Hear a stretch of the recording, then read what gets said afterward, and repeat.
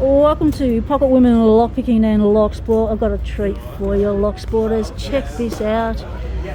Yes, we are out in the real world. We have just done a tour of all this old spy stuff. But what we're doing now is we are in the Locksport village. I'm here with one of the Locksporters that are helping people out. Do you want to tell us a bit about the village? How come you've decided to have one and what you've got going? And so the CyberCX has sponsored this Locksport village. We do quite a lot of pen testing and quite a lot of physical assessments and red teaming. So this is kind of a day-to-day thing for us. Also, it is a sport. It is fun. It's a passion that we all enjoy. So here's the village, right? As you can see, we've got the very hard locks over there. You have to be really experienced to, get them open, I guess. Each lock has a mix of spools, mushrooms, has varied tension, varied heights of the pins. Quite difficult to open, do take some time, but definitely for the experienced ones over there.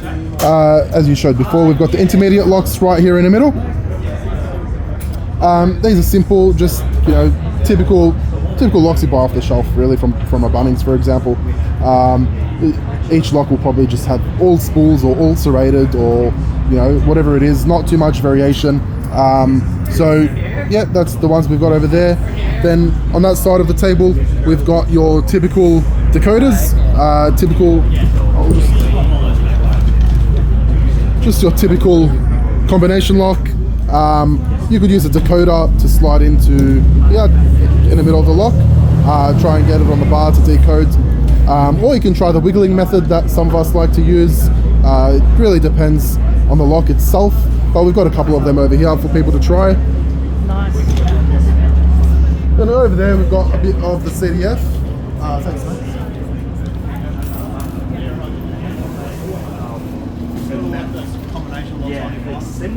We've got a few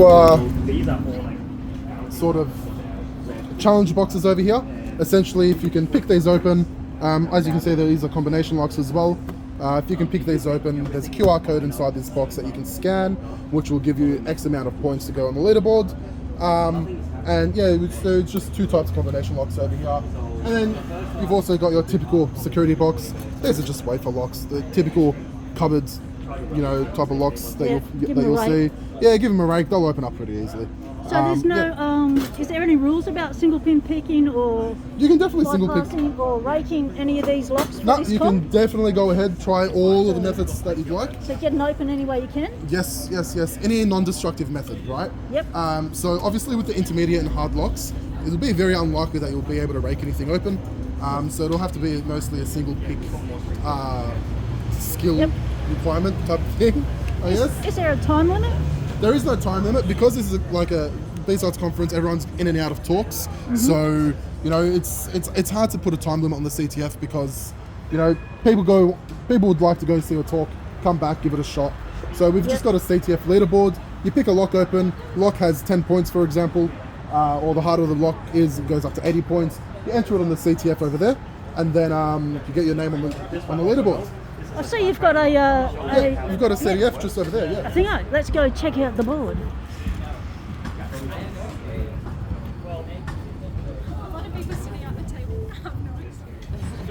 Okay, so that's that's your leaderboard? Yep, that's our leaderboard. So there is a countdown of 1 day in 5 hours. That's just the time of the conference. Yep, I'm hoping to have my name up on there today. Yeah, definitely. That'll be nice. And then we've also got some of the Lego prizes that CyberCX have sponsored. Oh, there's a Lego for prizes. They're pretty cool. Locksporters. Yep. Got our Women in Cyber badges, our CyberCX logos. So feel free to take one. Oh, most definitely. Then I got our CyberCX bags over here. So you got goodie bags? We've got goodie bags. Ooh. Yes, we do have goodie bags. There's diaries and pens in there. I'll have to score one of those. Definitely. So we've got a big telly up here. Single pin picking. Get that pick in there. Looks like a bare bones pick. So the picks you're using. Yes. Are they any particular brand? We have. Yes, Sparrows. We've spoken to Sparrows and gotten quite a large quantity of picks for the Locksport village. Now, obviously, we don't have the best quality picks for everybody to use because it can get quite pricey. However, everywhere around they're usually Sparrows, but our personals we usually use something like Multilock or Peterson's, obviously because we like to have good quality things. Yep. But yeah, we can't have them on the tables and discredit them because we've had people steal them Well, in they the could get past. lifted, yeah. Yeah, for yeah. sure, So, yeah. so we've just got the cheap stuff out on the table for now. But the cheap stuff, it's the user, not the pick, right? Exactly, So yeah. doesn't matter what pick you use, you should be able to open it if you're a good enough picker. Yeah. Well, attendees and wishful attendees, if you would like to check this out, get on down to BSides. We're here in Adelaide, South Australia. We're just off on North Terrace. You can find this whole cyber security conference here. There's capture the flag games, there's lock picking games, there's all sorts of other things you can enjoy while you are here.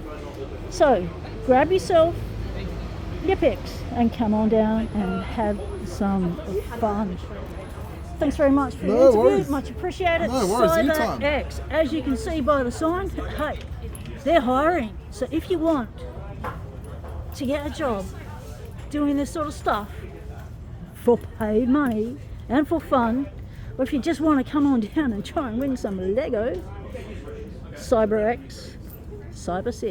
Thanks for watching, Pocket Watchers. Stay legal. Temptation is everywhere.